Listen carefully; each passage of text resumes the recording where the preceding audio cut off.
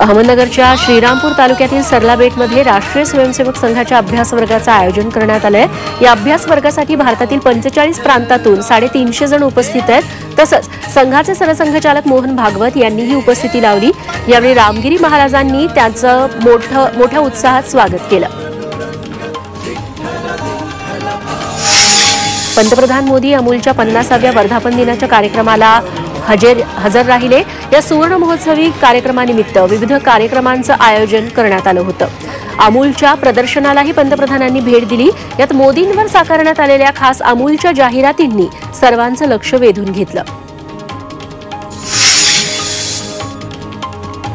मराठा आंदोलक मनोज जरांगेंच्या सहकारी संगीता वानखेडेंनी जरांगेंवर गंभीर आरोप केले। मनोज जरांगे हा शरद पवारांचा माणूस असल्याचा खळबळजनक आरोप वानखेडेंनी केलाय।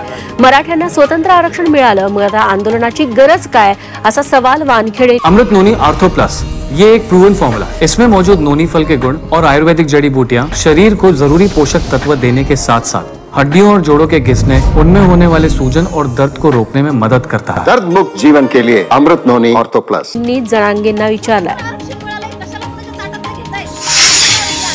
मनोज जरांगे आणि शरद पवारांचा संबंध नाही असा दावा राष्ट्रवादी शरद पवार गटाचे प्रदेशाध्यक्ष जयंत पाटील यांनी केलाय। जरांगे हा शरद पवार यांचा माणूस असल्याचा आरोप करण्यात आला होता, मात्र जयंत पाटील यांनी त्याचा इन्कार केलाय। जरांगे पाटलांनी मुख्यमंत्री एकनाथ शिंदे आणि उपमुख्यमंत्री देवेंद्र फडणवीसांवर गंभीर आरोप केलेत। अजय महाराज बारस्करांमागे मुख्यमंत्र्यांचा प्रवक्ता आणि देवेंद्र फडणवीसांचा मोठा नेता असल्याचा गंभीर आरोप जरांगेंनी केलाय। तर मुख्यमंत्र्यांना असं करण्याची गरज काय, असा सवाल शिंदे गटाचे प्रवक्ते संजय शिरसाटांनी जरांगेंना केलाय।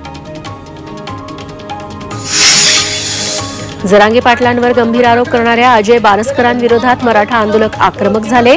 अहमदनगरात बारस्कर हे मराठा आंदोलन मोडीत काढण्यासाठी आणि जरांगे पाटलांना बदनाम करण्यासाठी काम करत असल्याचा आरोप सकल मराठा समाजाने केला। बारस्करांनी मराठा समाजाची आणि जरांगेंची माफी मागावी अशी मागणीही करण्यात आली।